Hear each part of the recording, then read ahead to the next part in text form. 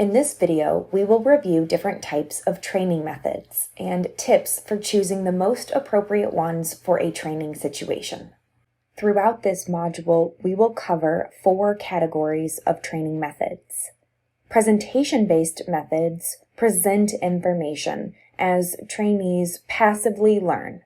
Think of the traditional classroom lecture. Hands-on methods or demonstration-based methods use a more active approach.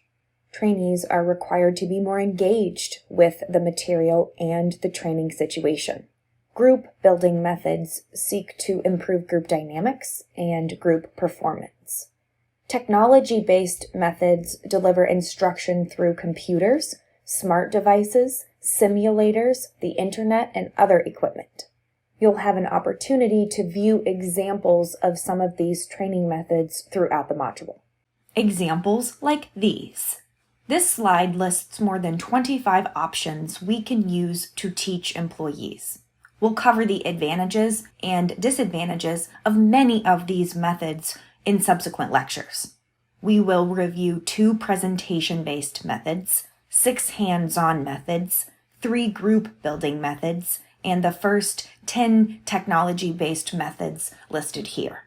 With all of these options available to us, how do we choose the best one or ones? Based on a number of factors, of course.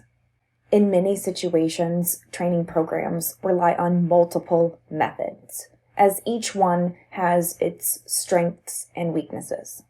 To start, we should consider whether training needs to be guided by the organization or by the employees, and whether it should focus on broad competencies that are useful across a variety of jobs and situations, or on context-specific KSAOs and behaviors.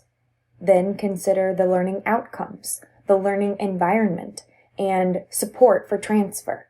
The training methods we choose need to be aligned with these elements of the training context.